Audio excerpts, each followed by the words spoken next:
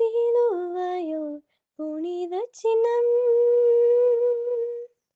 சிலுவையோ புனித சின்னம், ஜகத்து ரட்சகன் இயேசு மரித்துயிர்த்தெழுந்தார். சிலுவையோ புனித சின்னம், சிலுவையோ புனித சின்னம். கல்வாரியில் முளைத்து ககனம் வரை தழைத்து எல்லாத்திற்கும் கிளைத்து இகபரத்தை இணைத்து.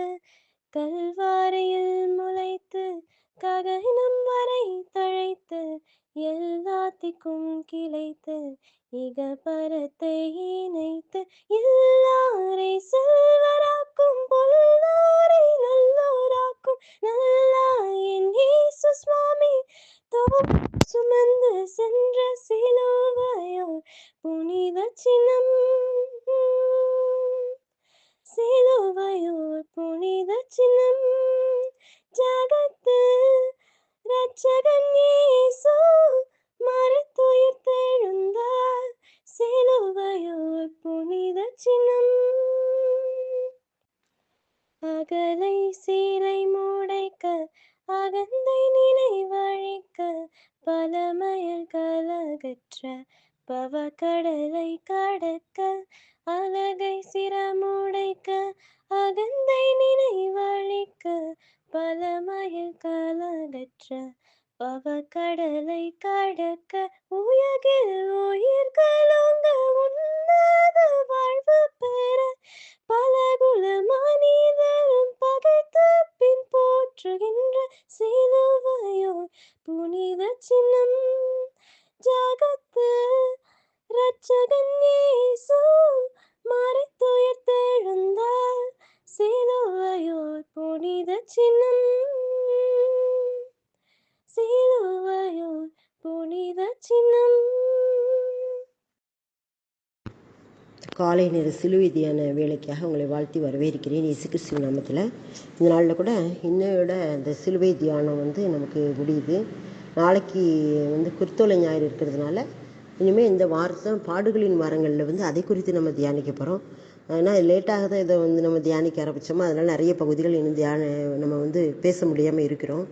அதனால் இனிமே ஆண்டவர் சித்தமானால் ஆண்டவர் எப்பப்போ நமக்கு பேச சித்தம் வச்சுருக்கிறோம் அப்பப்போ நம்ம பேசலாம், இதை பற்றி தியானிக்கலாம். இதனால கூட சிலுவை தியானமாக ஆண்டவர் நம்மோடு பேசுகிற வேத வசனம் வெளிப்படுத்தல் 19ஆம் அதிகாரம் 13ஆம் வசனம். இரத்தத்தில் துவைக்கப்பட்ட வஸ்திரத்தை தரித்திருந்தார், அவருடைய நாமம் தேவனுடைய வார்த்தை என்பதே. இது யாரை குறித்து சொல்லப்படுகிறதுனா இயேசு கிறிஸ்துவை பற்றி தான் சொல்லப்படுகிறது. அதுக்கு முதல் வசனத்தில் பார்த்தோன்னா அவருடைய கண்கள் அக்கினி ஜுவாலை போல் இருந்தன, அவருடைய சிரசின் மேல் அநேக கிரீடங்கள் இருந்தன, அவருக்கே அன்றி வேறொருவருக்கும் தெரியாத ஒரு நாமமும் எழுதியிருந்தது. இரத்தத்தில் துவைக்கப்பட்ட வஸ்திரத்தை தரித்திருந்தார், அவருடைய நாமம் தேவனுடைய வார்த்தை என்பது. இரத்தத்தில் துவைக்கப்பட்ட வஸ்திரத்தை தரித்திருந்தாராம். இரத்தத்தில் துவைக்கப்பட்ட வஸ்திரத்தை தரித்திருந்தார் அப்படின்னா, ரத்தத்தில் துவைக்கப்பட்ட வஸ்திரத்தை தரித்திருந்தவர் யார்? இயேசு கிறிஸ்து தான். அவருடைய நாமம் தேவனுடைய வார்த்தை என்பதே. அந்த வார்த்தை யார்? இயேசு கிறிஸ்து தான். யோவான் எழுதின சுவிசேஷத்தில் 1ஆம் வசனத்தில் வரும், அந்த வார்த்தை தேவனோடு இருந்தது, அவர் ஆதியிலே தேவனோடு இருந்தார் அப்படின்னு சொல்லப்படும். அதே மாதிரி ஆதியில் ஆண்டவர் வானத்தையும் பிதாவானவர் வானத்தையும் பூமியை சிருஷ்டிக்கும் போது ஆவியானவர் ஜலத்தின் மேல் அசைவாடி கொண்டிருப்பார். பிதாவானவர் வார்த்தையினால உலகத்தை சிருஷ்டிப்பார். அந்த வார்த்தை யாருன்னா இயேசு கிறிஸ்து தான். நான் ஒன்று இதில் சொல்லிக் கொடுத்ததில் சந்தோஷப்படுதேன். ஏன்னா எனக்கு சிறு பிள்ளையிலேருந்தே ஆண்டவர் கொடுக்கறது வார்த்தை தான். எதுனாலும் அவருடைய வாக்குத்தத்த வார்த்தையை வச்சு தான் என்னோட பேசுவார். எனக்கு ஒரு தரிசனமோ இல்லைன்னா ஒரு வெளிப்படுத்தல், அதாவது சொப்பனத்தில் அதை வெளிப்படுத்தினார். சொப்பனம் வந்திருக்குது, இருந்தாலும் நிறைய பேருக்கு தரிசனம் அப்படி தெரியும். எனக்கு அந்த மாதிரி தரிசனங்கள்லாம் எனக்கு ஒரு சில நேரங்களில் தான் வந்திருக்குது. மற்றபடி சொப்பனங்கள் தரிசனங்கள்லாம் ரொம்ப கிடையாது. ஆனால் ஒன்றே ஒன்று மட்டும் எனக்கு எப்பவும் ஆண்டவர் கொடுத்துட்டே இருப்பது வார்த்தை தான். நான் என்ன காரியத்துக்காக அவருடைய பாதத்தில் போய் காத்திருக்கிறேனோ உடனே அவர் தரக்கூடியது வார்த்தை. அப்போ நான் சந்தோஷப்பட்டுக்கிடுவேன். வார்த்தை யார்? இயேசு கிறிஸ்து தானே.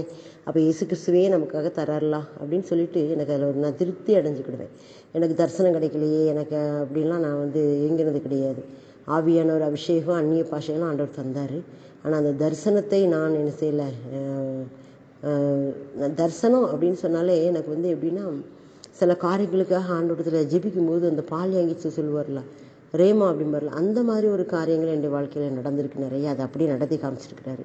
சில காரியங்களுக்காக ஜெபிக்கும்போது இது இப்படி இப்படி நடக்கும் அப்படின்னு ஆண்டவர் சொல்லுவார் பார்த்தீங்களா, அப்படியே நம்முடைய சிந்தனையில் வரும். அதை அப்படியே நிறைவேற்றுவார். அது ஏன்னா அப்படி தான் எனக்கு கிடச்சிருக்கே ஒழிஞ்சு, மற்றபடி ஒரு காட்சி தெரிஞ்சுது அந்த மாதிரி எனக்கெல்லாம் பரலோக காட்சி தெரிஞ்சுது அப்படிலாம் அந்த மாதிரி எனக்கு தரிசனம் இது வரைக்கும் கிடைக்கல. அதனால் நான் வந்து என்ன செய்தேன்னா, இதனால சந்தோஷமாக நான் மேன்மை பாராட்டுது. ஏன்னா அவருடைய வார்த்தையவே எனக்கு தந்திருக்கிறாரு. அவருடைய வார்த்தை யார்? இயேசு கிறிஸ்துவா. இயேசு கிறிஸ்துவே எனக்காக தந்திருக்கிறாரு.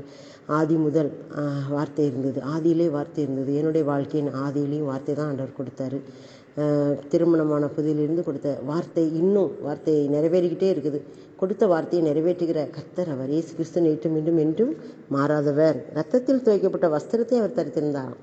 அவருடைய வஸ்திரம் ஏன் ரத்தமாக இருந்தது? சிலுவையில் அடிப்பட்ட, காயப்பட்ட, குத்தப்பட்ட, முள்கிரீடம் சூட்டப்பட்ட, விழாவில் குத்தப்பட்ட, வாரினால் அடிக்கப்பட்ட அந்த ரத்தம் தான் அவருடைய வஸ்திரத்தில் என்ன செய்து முழுவதுமாக படிந்திருந்தது. அவருடைய நாமம் தேவனுடைய வார்த்தை. அந்த நாமம் இயேசு கிறிஸ்து என்கிற அந்த நாமத்தினுடைய பேர் வந்து தேவனுடைய வார்த்தை. அவர் பிதாவுடைய வாயின் வார்த்தையாக இருந்தார் என்று சொல்லி நம்ம பார்க்குறோம். நமக்கும் கூட நம்ம சில காரியங்களுக்காக ஜெபிக்கும்போது எனக்கு ஆண்டவர் வார்த்தை மூலமாக தான் பேசுவார். உடனே நான் அதை டேட்டு போட்டு எழுதி வச்சுக்கிடுவேன். அந்த வார்த்தையின்படியே நடத்தியிருக்காரு. இதுவரைக்கும் ஒரு வார்த்தை கூட என்னுடைய வாழ்க்கையில் இதுவரைக்கும் மாறவே இல்லை. சாட்சியாக நான் அநேக சாட்சிகள் சொல்ல முடியும். என்னுடைய சாட்சியை கூட நான் வந்து யூடியூப்பில் போடணும் அப்படின்னு சொல்லணும் அப்படின்னு நினச்சிட்டு இருக்கேன். அவ்வளோ அருமையாக என்னுடைய வாழ்க்கையில் ஆண்டவர் நடத்தினார். அந்த சாட்சிகள் எல்லாமே வார்த்தையினால் வந்தது தான். வார்த்தையை தந்தவர் அதை நிறைவேற்றவும் செஞ்சார். வாக்கு பண்ணினவர் மாறிடார், வாக்கு தத்தம் நிறைவேற்றுவார். அந்த வார்த்தை தான் இயேசு கிறிஸ்து. அவரை பற்றி தான் அங்கே சொல்லப்பட்டிருக்கு. அவர் தான் ரத்தத்தில் துவைக்கப்பட்ட வஸ்திரத்தை தரித்திருந்தாராம். நமக்காக அவர் சிலுவையில் மரித்து ஜீவனை கொடுத்து அந்த இரத்தத்தையே அவர் தன்னுடைய உடுப்பாக உடுத்தியிருந்தார் என்று சொல்லி நம்ம பார்க்குறோம். அவர் நாம மகிமைக்காக நாமும் இன்னும் அவருடைய சாட்சியாக வாழ அவர் நம்மேல வாஞ்சி உள்ளவராக இருக்கிறார். நாமும் அவருடைய சாட்சியாக வாழ்வோமா? என்னை சுத்தமாக்கிட மீட்பரின் ரத்தம் தானே, மன்னிப்பை நான் பெற்றிட மீட்பரின் ரத்தம் தானே. அப்போ அவனுடைய ரத்தம் தான் எங்களை சுத்திகரிக்கிறது. இயேசு கிறிஸ்துவின் ரத்தம் சகல பாவங்களையும் சகல நோய்களையும் நீக்கி நம்மை சுத்திகரிக்கும் என்று சொன்ன வார்த்தையின்படி எங்களை வழிநடத்தி ஆசீர்வதிங்க.